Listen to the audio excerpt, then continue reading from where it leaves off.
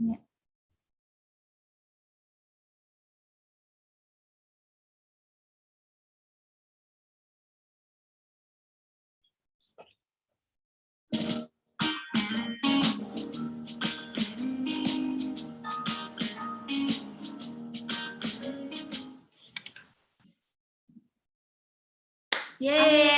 Assalamualaikum warahmatullahi wabarakatuh.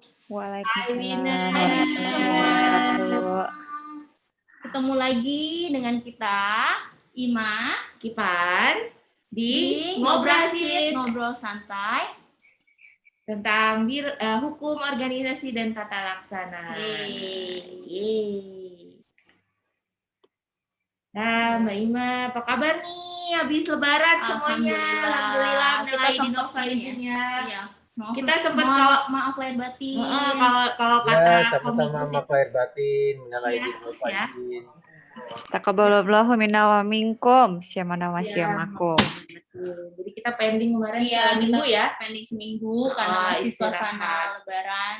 Ibu hamil butuh istirahat dan aku juga butuh istirahat sebagai Iya, benar.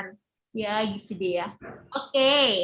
Kali ini nih ya, kita akan kupas tuntas tentang jabatan fungsional baru nih Mbak Ima di BKKBN loh, keren banget. Namanya JF Penata Kependudukan dan Keluarga Berencana. Jadi kita akan bahas penata laksanaannya, pengembangan programnya BKKBN itu Bangga Kencana, dan pengumpulan angka kredit JF Penata KKB.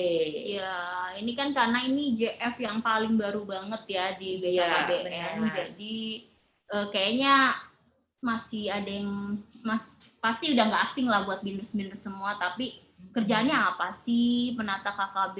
Karena JF baru banget nih, baru muncul banget. Iya benar. Banyak banget pegawai BKKBN pusat maupun provinsi yang jadi JF ini juga penata KKB yang sebenarnya Sejuta umat ya? Jabatan sejuta umat.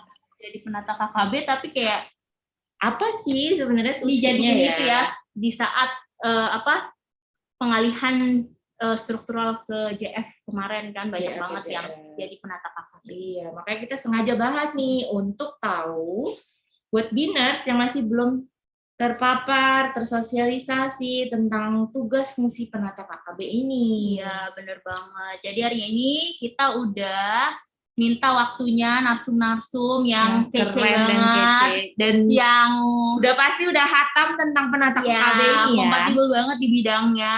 Ini ada Mbak Dewi, Kakak Dewi. Iya, Kakak. Mana Kak Dewi? Kenapa? Penata KKB di mana? Di Direktorat Bina Kesehatan Reproduksi atau Ditkespro. Oh, nggak ganti nama ternyata. Sama Kakak Ulil nih, Kakak Ulil. Master dia. Ya, udah hatam banget ya. Belakangnya aja banyak itu loh, banyak buku. Oh iya. Ya, ngeri deh Bapak satu ini. Ya, teman-teman kita langsung menanjak gitu karena Iya, orang ini Guys. artis BKKB. Artis. Padahal lagi cuti loh, demi Bihukor lagi cuti mau loh aku loh. luar biasa, narasimu gede kayaknya nih. Dewi nih, udah cuti aja dibelain. Dibela-belain ya. Sampai nggak makan siang, oke lah. Ya, jadi Kakak Ulil ini analisis kebijakan ya. Analis kebijakan, tapi ngurusin juga nih tentang pokoknya JF ya, semuanya, ABK, dan lain-lain. analisis beban kerja JF. Gitu. Itu ya. Langsung aja ke pertanyaan ya. Aku mau langsung aja nih ya ke Kak Dewi nih ya, Kak Dewi ya. Boleh. Kak Dewi nih, aku mau nanya dari kapan sih resmi jadi penata KKB, terus jenjang dan pangkatnya apa sih kalau boleh tahu? Ini bahasanya aku apa saya atau gimana ya? Resmi banget nggak sih? aja mau aku. Oh gitu ya. Mau gue juga nggak apa-apa. Gue kenapa dari kemarin kita kadang campur-campur kok. Iya sih. Iya, aku pertama kali akhirnya menjadi jabatan fungsional penata KKB itu per bulan Desember tahun 2020. Cuma lupa sih pelantikannya tuh tanggal berapa. Kalau nggak salah sih beberapa hari sebelum tahun baru ya. Setelah hari Natal lah pokoknya. Itu penata kependudukan dan keluarga berencana di Ditkespro. Nah, ceritanya kalau untuk jenjangnya itu masuknya ke penata KKB ahli muda, kalau untuk pangkatnya sekarang 3D gitu. Nah, di mana di Ditkespro sendiri juga makan merangkap ya, selain JF juga merangkap di merangkap juga sebagai subkoordinator gitu.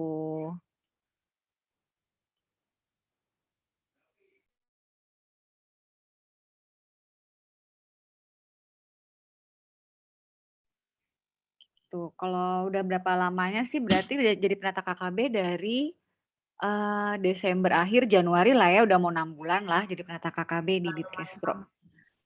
Gitu. Itu pelantikannya bareng-bareng ya. Yang rame-rame Rame-rame. ya. Rame-rame. Sampai di bawah-bawah lah pokoknya di auditorium dapet, yang di bawah juga dapet gitu. Ramean lah. Sekarang aku mau nanya ke Kakak Ulil nih. Bisa dijelasin nggak jenjang kepangkatan di JF penata KKB dan tunjapnya berapa sih? Ini aku nggak pakai masker nggak apa-apa kan ya? Nggak apa-apa, kan kita kan virtual semua. Kan lagi di rumah. Oh iya benar. Kawan deh. Ayo Ya. gimana Kak Ulil? Mana Kak Ulil? Manggilnya apa nih kakak-kakak ya? Biasa pramuka gitu loh. Ya, iya biar Nggak kita apa-apa. muda terus ya kan, kayak anak pramuka. Saya anak pramuka ya. Iya, kalau jenjang kepangkatan sebetulnya di penata KKB itu sudah diatur di Permen 481 ya. Ada 4 jenjang. Yang pertama jenjang pertama, jenjang ahli muda, jenjang ahli madya, dan jenjang ahli utama. Itu sih kalau jenjang. Nah, untuk sebetulnya yang paling menarik sih ketika bicara soal tunjangan. Pasti di mana-mana akan nanya soal tunjangan. Ya, kalau tunjangan jabatan memang belum keluar. Tetapi sudah diusulkan dan kemarin juga belum lama, kayaknya kalau tidak salah itu pas puasa kemarin itu Kementerian Keuangan sudah melakukan semacam uji beban atau uji beban publik terhadap apa sih fungsi dan tugasnya penata KKB ini. Biasanya kan kalau kita sudah usulkan ke Menpan sudah mengakomodir dan mengiyakan menerima naskah akademik untuk perpres tunjangan jabatan, kemudian Kementerian PAN itu mengirimkan surat ke Kementerian Keuangan untuk melakukan penentuan harga jabatannya untuk tunjangan jabatan penata KKB dan baru kemarin. Jadi ya kita masih menunggu untuk tunjangan jabatan terutama yang penata KKB ini. Jadi masih proses tuh Kak Ulil ya? Kira kapan Kak? Tahu nggak kira-kira berapa gitu kalau Aku jadi kepo juga nih. Ya yang pasti kan kalau untuk tunjangan jabatan itu sudah ada aturannya. Terus kemudian berapanya itu nanti yang akan menentukan ya Menteri Keuangan sih selalu pasti kan akan dilihat dari gap fiskal, kemampuan negara untuk membayarkan tunjangan jabatannya itu. Apa aja sih uraian tugas dan fungsi penata KKB nih, Kak Dewi? Gimana sih tusi-tusinya? Apa mendukung pelaksanaan program BKKBN tuh, program Bangga Kencana? Terus pas menjadi JF penata KKB, kalau menurut Kak Dewi gimana? Apakah untuk mengerjakannya tuh sulit atau mudah atau gimana nih? Karena kan baru banget ya. Kalau yang penata KKB itu sendiri kan sebenarnya dia ruang lingkupnya itu tugas dan tanggung jawabnya juga dalam pengelolaan kependudukan, keluarga berencana, sama pembangunan keluarga gitu ya. Ya sesuai sama programnya BKKBN Bangga Kencana. Cuma kalau selama ini kalau dilihat dari Perbannya BKKBN yang nomor 29 tahun 2020 ya. Iya kan ya? Seingat aku itu mostly memang rata-rata kerjaan yang memang sudah kita pernah kerjakan tuh jadi kayak dihitung angka kreditnya gitu loh. Memang sih nggak semuanya dihitung ya. Kalau semua dihitung kan enak banget ya, berarti banyak banget. Cuma memang kayak misalnya nih kalau aku sendiri kan di Ditcase Pro ya. Jadi di Ditcase Pro itu ceritanya setelah SOTK baru tuh ada 3 koordinator baru gitu kan. Nah, koordinator barunya itu sebentar aku nyari contekannya dulu ya. Pokoknya aku masuk di koordinator yang fasilitasi bina kesehatan reproduksi berbasis institusi. Nah, kebetulan di perbannya itu juga ada untuk plot pekerjaan yang berhubungan sama fasilitasi bina case pro yang berbasis institusi gitu loh. Jadi ya kita apa yang kita kerjain jadi ya bukan dihubung-hubungin ya, maksudnya relate nggak sih sama yang sudah ada di ayat, apa ya bahasanya kok ayat ya? Ya pokoknya poin-poin, butir-butir kegiatan yang ada di perban tersebut gitu. Jadi kayak misalnya, apa ya, kan tugas kita itu kan promosi dan konseling case pro gitu kan. Nah, bahasanya di perban tersebut memang bukan promosi dan konseling case pro. Jadi seperti misalnya mengembangkan program kesehatan reproduksi di masyarakat, mengembangkan sosialisasi di masyarakat ya seperti itu. Jadi kalau misalnya di-relate sama kerjaannya ya memang bisa dimasukkan ke dalam angka kredit gitu loh. Cuma memang nggak banyak sih ya, bukannya nggak banyak ya, maksudnya terbantu juga sebenarnya sama kegiatan lain gitu loh. Jadi ada hal-hal yang nggak bisa dimasukin ke angka kredit, tapi alhamdulillahnya karena mengerjakan pekerjaan lain, jadi bisa dimasukin ke dalam angka kredit gitu. Gitu sih. Terus Kakak Dewi nih, kan dalam uraian tugas aku sempat baca ya, kayak uraian tugas penata KKB itu ada pengenalan isu pembangunan KKB. Unsurnya penyelenggaraan PKKB Bangga Kencana ya. Kayak gitu. Itu kok jadi kayak tugasnya humas gitu ya? Sekarang kita kan humas nih, apa gimana? Sebenarnya kan kalau dari program BKKBN itu sendiri kan memang ada 3 ya, Bangga Kencana, yaitu pembangunan keluarga, kependudukan, dan juga keluarga berencana. Nah, kebetulan ya, bukan kebetulan ya, sesuai dengan strukturnya ternyata dari 3 program tersebut memang yang ibaratnya bukan yang terpenting sih ya, maksudnya ada 3 kedeputian yang memang pengampu si 3 program ini gitu loh. Jadi ada kedeputian pengendalian penduduk, kedeputian KB dan KR, dan juga kedeputian KSPK. Cuma memang pekerjaan kita juga tidak sepenuhnya yang memang harus berdiri sendiri. Jadi memang harus ada supporting dari si service, contohnya humas gitu. Jadi meskipun kita punya program misalnya seperti kayak dalam waktu dekat ini deh misalnya gitu ya, kita kan mau ada bukan program ya, jadi dalam rangka Harganas tuh di bulan Juni 2021 ini kan nanti kita mau ada kayak pelayanan 1 juta akseptor. Nah, di sini memang pengampunya adalah kedeputian KBKR. Cuma nanti dari pihak humasnya bertugas untuk mempublikasikan gitu loh, either itu ke mitra lainnya, mitranya humas ya, misalnya media kah atau entah itu media online atau media offline, kemudian mempublikasikan juga di website dan sebagainya. Jadi sebenarnya sih bisa sinergi sih ya, bukannya nanti overlap sama pekerjaan humas gitu sih kalau menurut aku, gitu.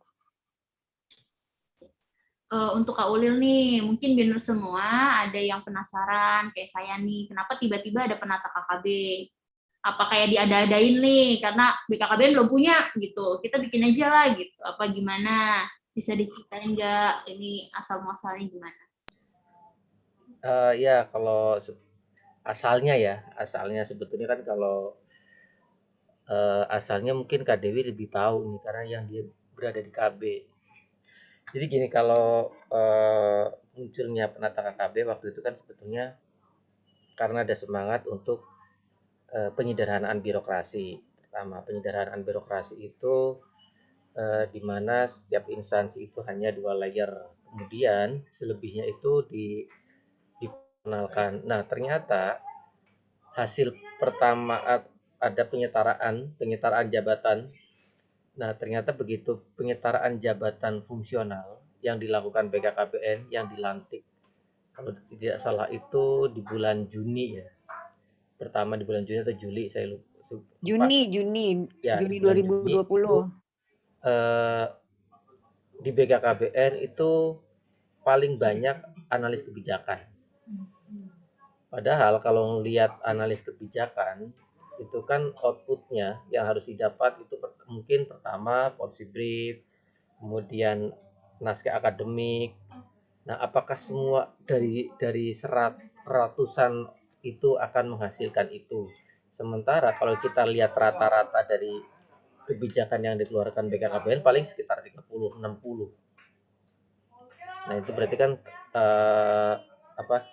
terlalu banyak ya. Kemudian waktu itu pimpinan itu audiensi dengan Kementerian PAN. Di sana kemudian pimpinan itu membicarakan soal jabatan fungsional. Nah, di BKKBN ini kan belum punya jabatan fungsional yang fokus pada urusan kependudukan, keluarga berencana, dan pembangunan keluarga, tetapi sifatnya manajerial itu belum ada. Nah, memang waktu itu ada banyak hal, akhirnya Pak Sestama itu memutuskan untuk Pak Sestama dan pimpinan yang lain memutuskan untuk membentuk suatu jabatan baru ya. Ya, memang sudah ada waktu itu sudah ada naskah akademik yang dipelopori oleh kependudukan maksudnya, oleh Deputi Pengendalian Penduduk dan diserahkan ke Sestama, dan Sestama itu proses, dan hasil perbincangan dengan Kementerian PAN muncul nomenklatur gitu penata kependudukan dan KB yang tugasnya terutama untuk melaksanakan kegiatan penata laksanaan dalam hal penyelenggaraan, kemudian pengembangan program pembangunan keluarga, kependudukan, dan keluarga berencana. Atau mungkin kalau sebetulnya sih di Permenpan 81 kita tidak menyebutkan Bangga Kencana karena itu program dan itu singkatan. Jadi kita secara lengkap saja langsung menyebutkan bangunan keluarga, kependudukan, dan keluarga berencana. Nah, itu pun prosesnya lumayan sangat singkat. Jadi setelah proses pelantikan Juni, Juli, dan kemudian bulan Juli itu harus melakukan ekspos naskah akademik. Nah, di ekspos pertama naskah akademik itu ya ada sedikit perbaikan. Kemudian ekspos kedua, dan itu pun rentangnya sangat cepat karena ditargetkan harus selesai sebelum Desember karena batas waktu untuk penyetaraan jabatan fungsional itu di 30 Desember tahun 2020 kemarin, sehingga proses penetapannya pun sangat dipercepat.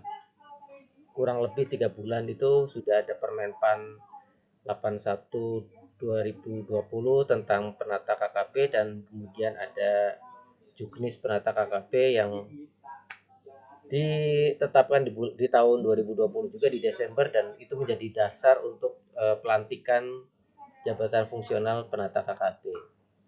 Mungkin itu sih cerita singkatnya Kak Ima dan Kak Kipan. Wah, singkat, padat, jelas, terencana, apalagi. Wah, kalau Ahlinya ngomong tuh udah kayak setrum ya. Ahlinya organisasi dia. Gitu loh. Udah kayak Bung Karno ngomongnya gitu. Iya. Itu ada siapa itu ya? Astagfirullahaladzim, di belakang ada yang muncul. Ini Reoni ya ini ya. Sekalian nih ada Pak Ucup nih. Hilang tiba-tiba. Tembok loh, nembus ini rasa. Tadinya aku mau nanya-nanya nih tentang peraturannya. Tadi kayaknya udah disinggung sama Mas Ulil ya. Kalau sekarang fokus ke peraturan sih, maksudnya tadi kan peraturannya ada Permenpan ya, Permenpan segala macam. Nah, mungkin bisa dijelasin lebih rinci nggak tuh tentang peraturan yang tentang penata KKB gitu? Mas Ulil? Peraturan apa aja sih gitu loh? Ya kalau peraturan penata KKB memang belum lengkap ya, belum lengkap semua. Tapi yang sudah dikeluarkan itu setidaknya itu ada 3, Permenpan 81 tentang penata KKB, penata kependudukan dan keluarga berencana tahun, kemudian ada peraturan BKKBN atau Perban 29 tahun 2020 itu tentang juknis penata KKB. Nah, harusnya di tahun 2020 itu memang kita berkolaborasi dengan PKN itu mau mengeluarkan namanya peraturan tentang pembinaan jabatan fungsional. Tapi hal itu gagal karena terjadi ya semacam perbedaan visi. Jadi di BKN itu akan melakukan menetapkan peraturan BKN terkait dengan pembinaan jabatan fungsional itu tidak hanya penata KKB tapi seluruhnya. Jadi akhirnya itu dipending dan ya sampai sekarang tidak diteruskan ya itu, tapi nanti katanya akan dilakukan oleh PKN sendiri. Nah kemudian baru-baru ini sudah lahir juga peraturan terkait dengan penghitungan formasi kebutuhan JF penata KKB. Itu ada peraturan Badan nomor 2 tahun 2021. Itu baru saja karena baru diundangkan di 18 Mei kemarin tahun 2021. Nah, untuk memang masih banyak kalau peraturan-peraturan yang perlu ditetapkan terkait dengan penata KKB ini. Yang paling krusial sebetulnya saat ini pembinaan jabatan fungsional karena itu akan mengatur bagaimana nanti kenaikan pangkatnya, kemudian bagaimana dupaknya, tapi memang belum keluar. Terus kemudian juga sedang dibahas untuk monef jabatan fungsional penata KKB dan secara paralel lagi menyusun juga untuk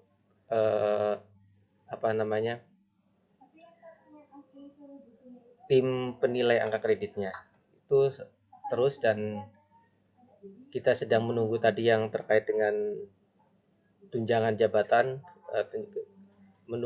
menunggu hasilnya dari Kementerian Keuangan untuk menghasilkan tunjangan jabatannya, dan satu lagi menunggu suratnya dari Menpan terkait dengan tunjangan kinerjanya penata KKB. Jadi sebetulnya kalau peraturan masih jauh, masih ya perlu proses. Nanti biar Kak Dewi aja yang menyelesaikan.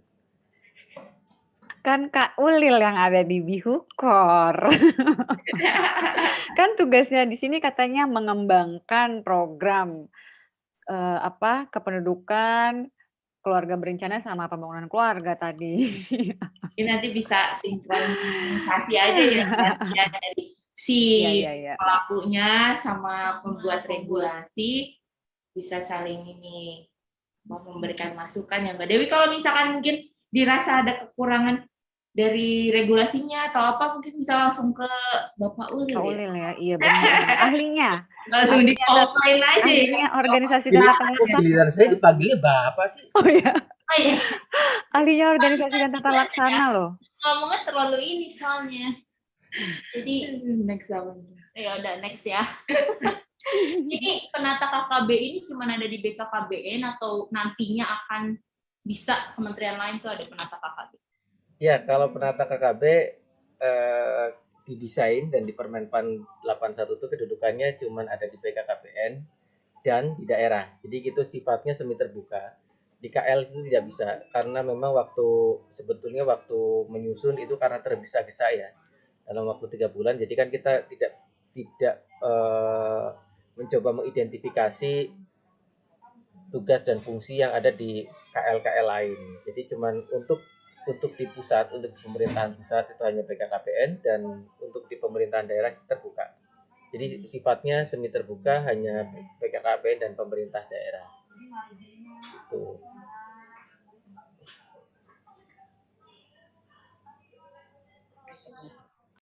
Makasih Mas Ulil jawabannya. Nah, kalau ada syarat-syarat khusus nggak sih? Ada syarat tertentu nih untuk jadi penata KKB next, misalkan nih, nggak tahu ya, in-passing apakah nanti akan ada, tetap ada, karena kan seingat kami kan in-passing sudah nggak ada ya, tapi kalau untuk penata KKB ini seperti apa?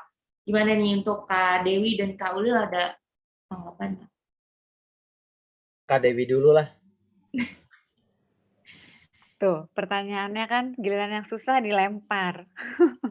Kalau in passing, aku malah belum paham ya sampai ke situ ya. Cuma yang setahu aku memang,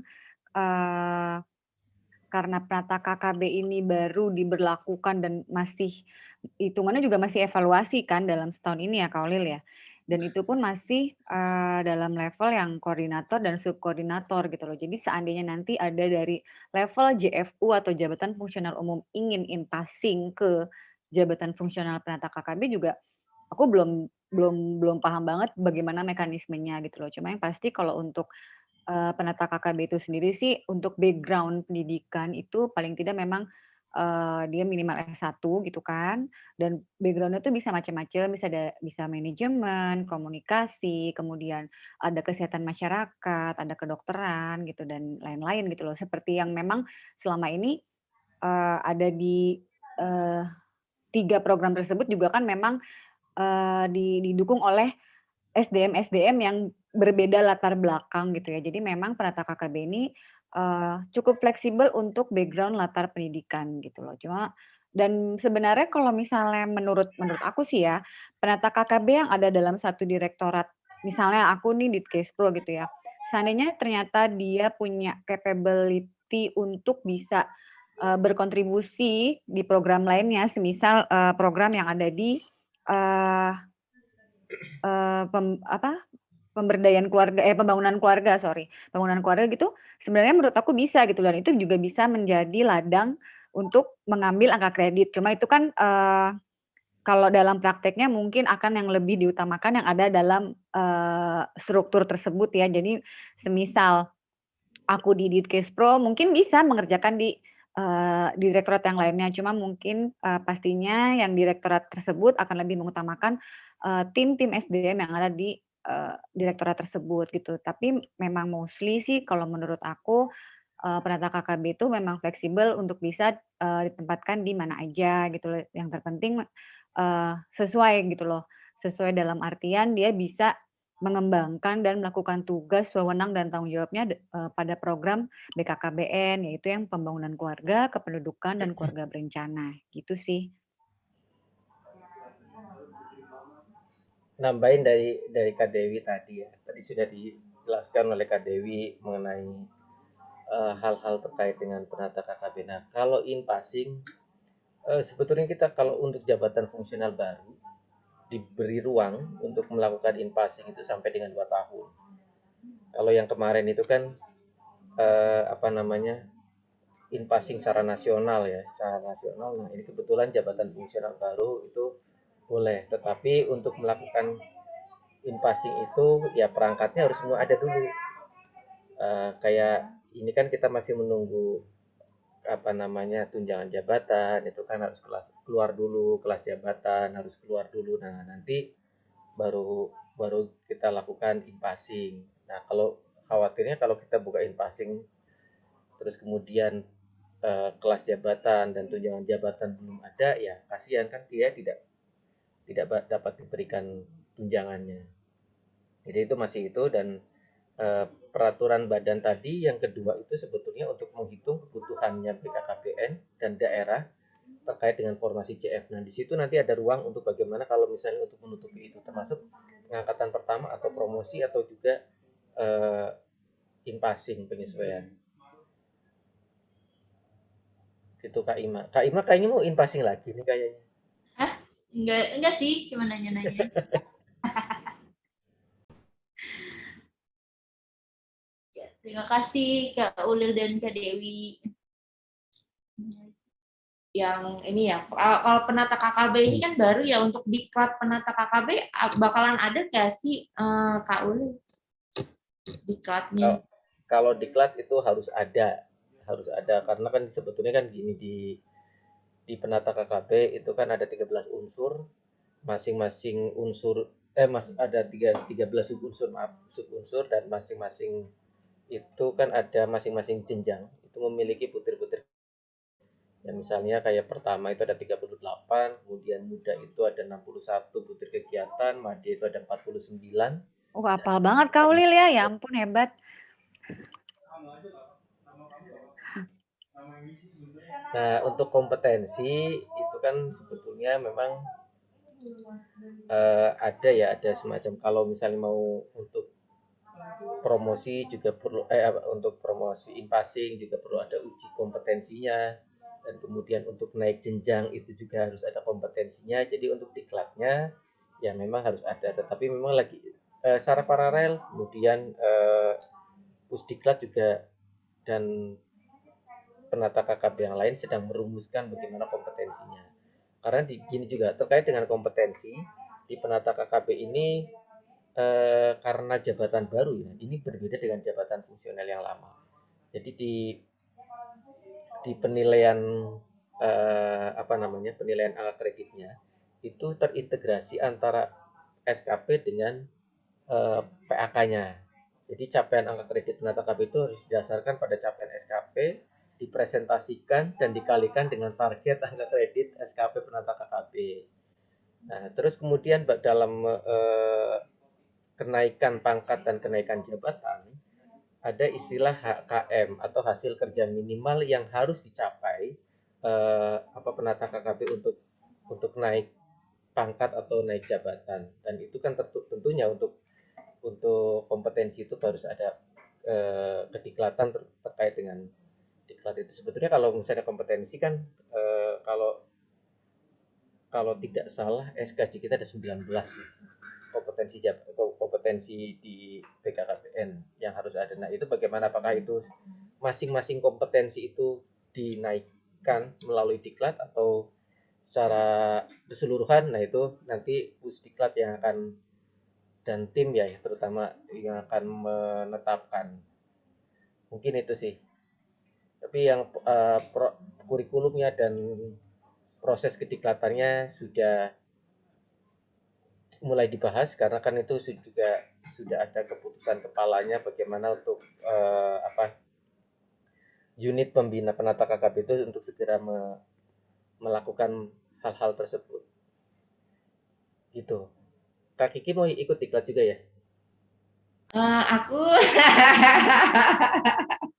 Ayo Kak Kiki, Kak Ima jadi penata KKB aja. Yang ada dulu aja deh kalau gitu. Nggak bisa juga langsung pindah ya? Bisa gak sih? Oh ini kayaknya udah ada yang mau. Nih Mas Ulil coba dia mau pindah. Kak Ulil gimana sih kalau ada biners-biners yang tertarik nih tentang penata KKB, bisa nanya-nanya kemana nih? Ya, kalau penata KKB pertanyaan kalau terkait dengan penata KKB, kebetulan kan unit pembinanya itu sesuai dengan keputusan kepala itu kan ada di Direktorat Kerjasama Pendidikan Kependudukan. Dia Direktorat Dirpenduk itu sebagai unit pembina. Jadi kalau terkait dengan hal-hal bagaimana angka kreditnya, bagaimana SKP-nya, kemudian bagaimana mungkin nanti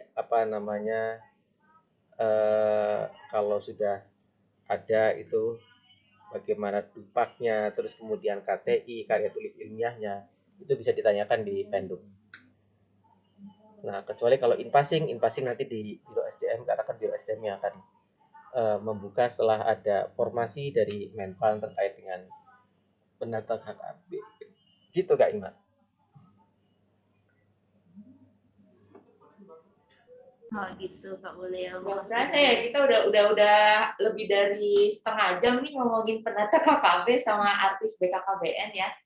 Soalnya kita nggak nih lihat ya di live kita nih udah ada beberapa kayaknya fans-fansnya langsung udah banyak yang nanya. Baru kali ini. Padahal nggak aku share loh acaranya loh ke status loh. Insya Allah. Emangnya keren banget nih. Kalau artis yang susah, dua-duanya artis soalnya. Yes, artis organisasi Itu ada yang tata nobar laksana. loh. Ada yang nobar di Senayan. Ya pokoknya ya penata KKB ini karena baru ya, jadi banyak peraturan-peraturan yang memang masih sedang ongoing ya, berarti Kak Ulil dan Kak Dewi. Mudah-mudahan kedepannya akan lebih bagus lagi dan memang benar-benar berkontribusi dan memajukan program-program BKKBN ya, malah jadi lebih spesifik dan lebih fokus gitu, Dan lebih efektif. dan lebih efektif.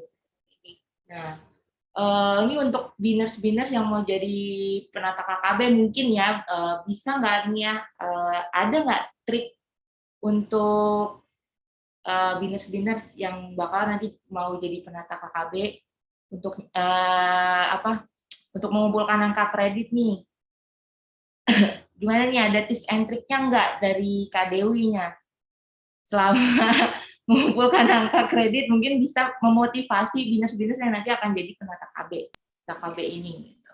Dan pesan-pesannya juga nih untuk Mbak Dewi dan Kak Ulil, minta pesan-pesannya untuk teman-teman penata KKB yang existing sekarang, biar mereka tetap semangat gitu loh menjalani JF-nya ini. Ada yang gimana ya, kayak karena kurang stok atau bukan pilihannya dia. Biar Silakan tetap semangat. Apa ya tips and trick biar dapat angka kredit gitu maksudnya Kak Kaima? Iya benar.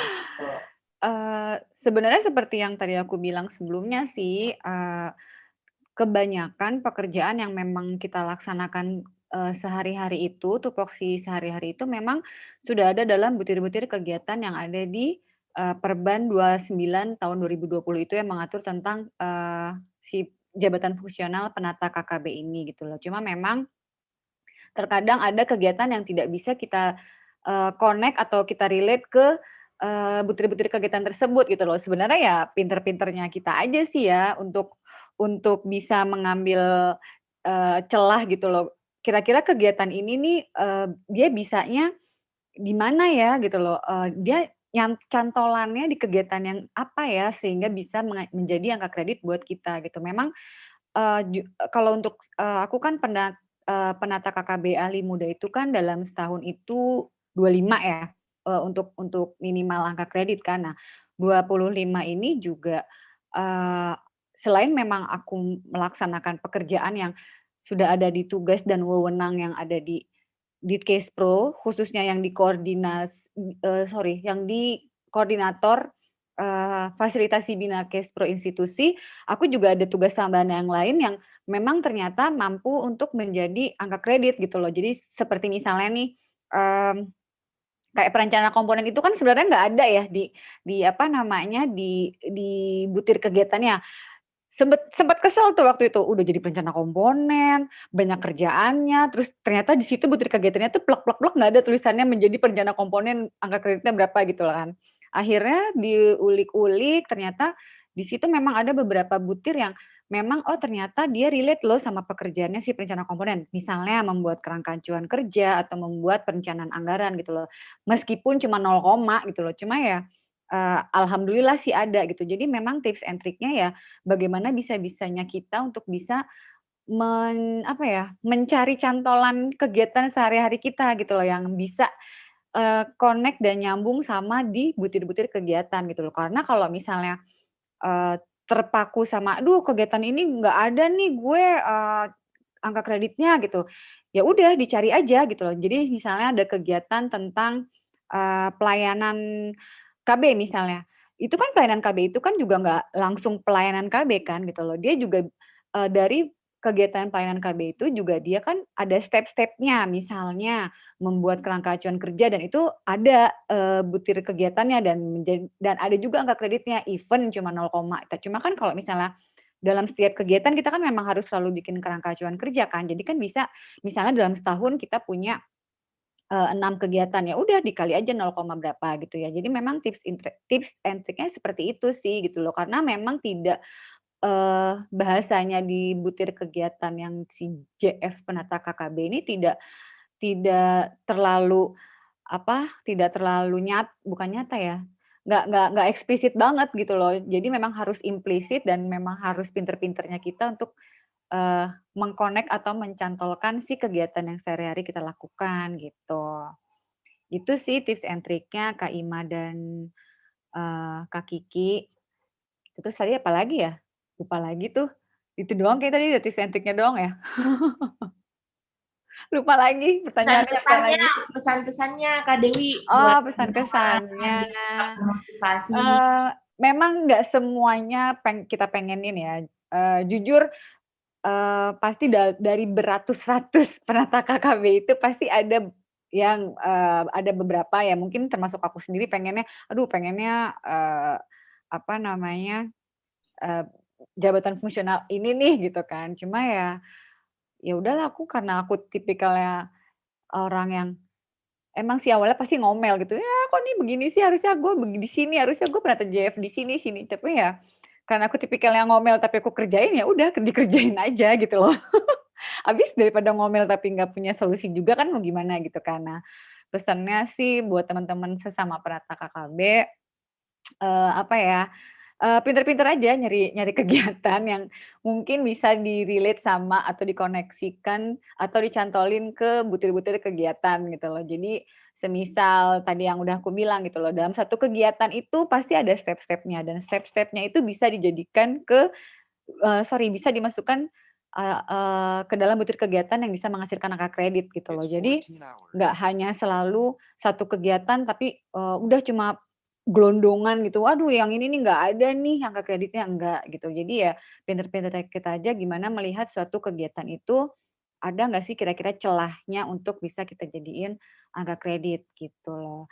Ya intinya semangat aja, ya terima apa adanya aja dulu selama 1 tahun ini, sabar-sabar. Tapi ya sebenarnya mostly kalau misalnya kita kerja dalam suatu lingkungan yang kondusif dan punya lingkungan yang satu frekuensi, sebenarnya sih sesusah apapun dan sesulit apapun itu tetap kita tekuni ya, tetap kita kerjain sih. Cuma ya kembali lagi ke kitanya, gimana kita pembawaan dirinya aja gitu loh. Maksudnya ya nggak usah dibawa pusing lah gitu loh. Kan toh penata KKB di BKKBN kan nggak cuma 1 atau 2 orang aja gitu. Jadi yang senasib sama kita tuh kan banyak. Jadi bisa share sama sesama penata KKB lainnya gitu.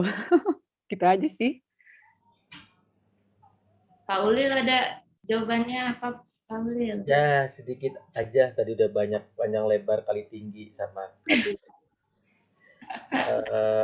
kalau terkait dengan tadi ya tips and triknya, sebetulnya tipsnya 1, rajin-rajin baca peraturan BKKB nomor 29 di Juknis itu, karena di sana itu apa namanya butir-butir kegiatan itu jelas. Jadi yang kayak Kak Dewi tadi menggatuk-gatuk apa sih? Gatuk-gatuk kan, menyambung-nyambungkan.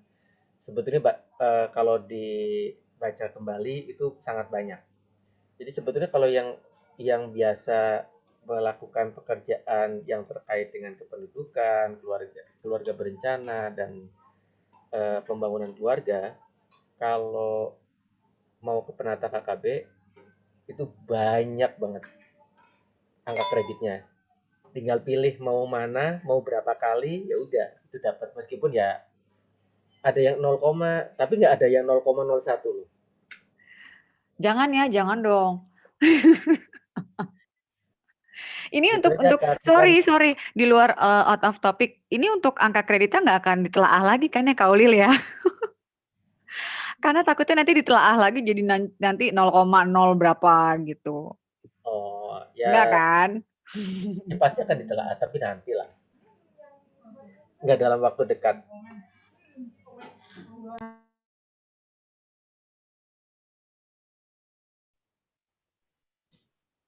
Oke, makasih banyak Kak Dewi dan Kak Ulil. Jadi gitu nih biners pesan motivasi dari kakak-kakak untuk para penata KKB. Semoga penata KKB makin semangat ya, ngerti. Amin. Karena penata KKB ini masih baru banget, jadi masih banyak yang kayak meraba-raba gitu. Jangankan yang baru, yang lama-lama juga masih geraba. baca aturan ya, tapi kadang masih ada kayak 1 poin 2 poin kita yang masih bingung. Masih gitu. bingung. Cuma memang tergantung orangnya ya berarti ya. Maksudnya kita kreativitas kita disitulah yang harus kita bangun ya. Betul. Karena kan ya namanya jabatan fungsional itu kan memang udah jadi profesi berarti kan. Dan disitulah kita harus inovatif, harus kreatif, dituntut untuk seperti itu gitu kan. Makanya kan tujuannya dijadiin JFT semua ini kan mungkin ke sana ya nanti berdasarkan berdasarkan kompetensi, benar kompetensi gitu. Nah, alhamdulillah banget nih ya, kayaknya kita udah terinsight tentang penata KKB nih lumayan ya. Minus-minus juga mudah-mudahan nih apa yang kita bahas hari ini tuh bermanfaat buat teman-teman. Baik penata KKB sekarang dan nanti yang mendatang juga kalau misalkan ada mungkin CPNS baru ya, nanti penata KKB bisa tercerahkan atas acara kita hari ini ya, Mbak Ima ya. Banget, Pan. Kalau mau ada yang bertanya mungkin bisa langsung di live chat atau di kolom komentar kita ya di bawah. Nanti Kak Dewi sama Kak Ulil ya. Iya, nanti kita fasilitasi untuk bantu jawab. Oke, makasih banyak nih buat Kakak Dewi dan Sama-sama. Udah Sukses juga buat Kak Ima sama Kak Kiki. senang banget kan mereka meluangkan waktu untuk acara ini tuh banget sebenarnya lah. Iya, makasih banyak. Ini habis ini udah ada 10 webinar kayaknya. Iya. Wis. Itu kan baru di YouTube-nya di home, belum kan di iPod ya, Ima Podcast kan belum. Oh iya benar. Nanti ada lagi podcastnya ya. Ya, ngobrol bareng Ima dan Kipan. Iya, podcast kita juga itu lebih santai lagi. Ini udah santai, itu lebih santai. Oh gitu. Oke. Oke, nanti next lagi lah ya. ya. Next, mungkin jangan bosan-bosan untuk jadi narsum. Anytime. Ya. Terima kasih banyak ya. Selamat siang. Sama-sama. Ini Kak Uli, sukses selalu. Amin. Sehat ya. Oke nih Mbak Ima. Kita langsung ya. Tutup aja ya. Jangan lupa ya Binars untuk like, subscribe, dan komen channel Discord BKKBN. Dan akhir kata kita ucapin bye-bye. bye. Stay Assalamualaikum. safe. Assalamualaikum warahmatullahi wabarakatuh. Waalaikumsalam warahmatullahi wabarakatuh. Bye.